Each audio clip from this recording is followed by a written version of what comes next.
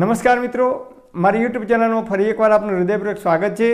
આજનો ટોપિક છે મિત્રો કે આજે હું તમને એક એવી ઔષધિ બતાવું કે જેનું તમે નિયમિત દરરોજ સવારે ઉઠી અને દાંત ઉપર લગાવશો તો દાંતમાં જીવનભર ક્યારેય સડો નહીં આવે। સડી ગયેલી દાઢ હશે તો દાઢમાં ક્યારેય પરું નહીં થાય, જે મફતમાં મળે છે અને આપણે ઘરે જાતે જ બનાવવાની છે। જિંદગીમાં જીવો ત્યાં સુધી દાઢમાં ક્યારેય સડો નહીં થાય।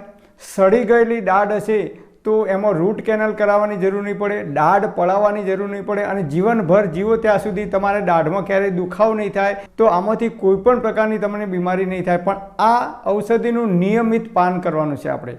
અને આપણા બાપ દાદાઓ, ઘડિયાઓ, વડવાઓ 80-90 વર્ષના માજી કે દાદા હોય તો એમને પૂછી જોજો, નિયમિત આ ઔષધિનું પાન કરતા હતા અને આયુર્વેદમાં આ ઔષધિને સૌથી બેસ્ટ ઔષધિ માનવામાં આવે છે।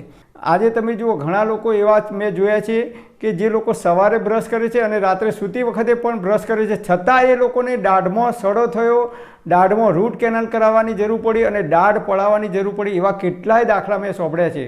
તો તમે બ્રશ 2 ટાઈમ નહીં કરો તો પણ ચાલશે ને સવારે બ્રશ નહીં કરો તો પણ ચાલશે, માત્ર આ ઔષધિ નિયમિત લગાવવાની। આપણા બાપ દાદાઓ 80-90 વર્ષ પહેલાં ક્યારેય ટૂથપેસ્ટનો ઉપયોગ કરતા નહોતા, બ્રશ કરતા નહોતા, માત્ર ને માત્ર આ ઔષધિનો નિયમિત ઉપયોગ કરતા હતા।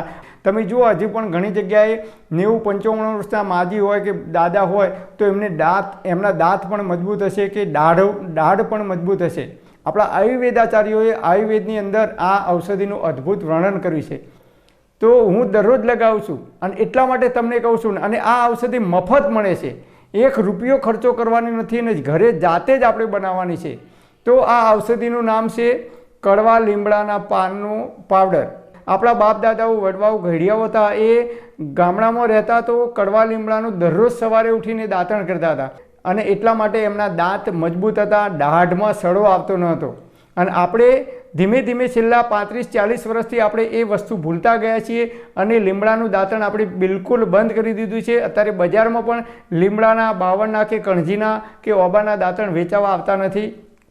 અને એક સમય એવો હતો કે બાવળના, લીમડાના, કણજીના દાંતણ બજારમાં વેચાતા હતા, લોકો ઘરે ઘરે ગામડાની અંદર વેચવા માટે આવતા હતા। તમે શહેરમાં રહેતા હોય કે ગામડામાં એવી જગ્યાએ રહેતા હોય ને લીમડાનું દાંતણ રોજ લાવવું શક્ય ના હોય તો લીમડાના પાન, જ્યારે પાનખર ઋતુ આવે એના પછી, પાનખર ઋતુ પૂરી થયા પછી લીમડાના નવા પાન આવવાની શરૂઆત થઈ જાય છે। તો લીમડાની ડાળીઓ લાવી, નાની નાની ડાળીઓ લાવી અને ધાબા ઉપર સૂકવી દેવાના। 10-15 દિવસમાં પત્તા સુકાઈ જાય એટલે એ પત્તાનો, એ લીમડાના પાન છે, જરૂર હોય એટલો જ પાવડર બનાવવાનો, બધો એકસાથે પાવડર બનાવી દેવાનો નથી। કારણ કે આયુર્વેદમાં કહે છે કે કોઈ પણ વસ્તુનું સ્વરૂપ બદલાય ત્યારે 90 દિવસ સુધી, એટલે કે 3 મહિના સુધી જ એ વસ્તુની એફિશિયન્સી સારી હોય છે, એટલે કે એની તીવ્રતા સારી હોય છે, પછી એનો જે ગુણધર્મ છે એ ધીમે ધીમે ઓછો થવા લાગે છે। તો આપણે 1 વાટકી કે 2 વાટકી, ઘરમાં જેટલા સભ્યો હોય એટલો જ આપણે પાવડર બનાવી અને એક કાચની એરટાઇટ બરણીમાં ભરી દેવાનું અને સવારે દરરોજ ઉઠી અને વાટકીમાં લઈ અને દાંત ઉપર બરાબર ઘસી દેવાનું। આખા મોઢાની અંદર પાણીથી, ગરમ ઉફાળા પાણીથી કોગળા કરવાના। તો દાંતની અંદર કોઈ પણ જગ્યાએ કીટાણુ ભરાઈ ગયા છે, જીવાત ઉત્પન્ન થવાની શરૂઆત થઈ છે, તો પણ આ કડવા લીમડાનો રસ આખા મોઢામાં ફરશે અને એ તમે ઉતારી પણ શકો છો, એનું કોઈ નુકસાન નથી। તમે બ્રશ કરો તો બ્રશની અંદર જે ફીણ ઉત્પન્ન થાય છે એ ફીણની અંદર કેમિકલ નાખવામાં આવે છે ટ્યુબની અંદર, ત્યારે જે ફીણ ઉત્પન્ન થાય છે।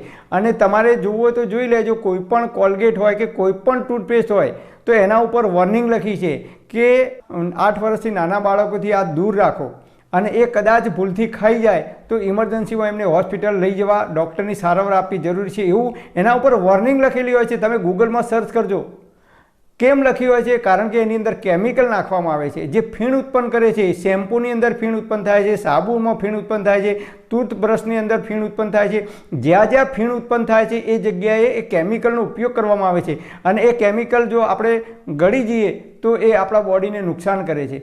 પણ આ કડવો લીમડો છે, તમે ગળી જશો, એનું પાણી તમારા પેટની અંદર જશે તો તમે જીવનભર ક્યારે આપણને તાવ પણ નહીં આવે, કારણ કે કડવો લીમડો છે એ લોહી શુદ્ધ કરનારું છે।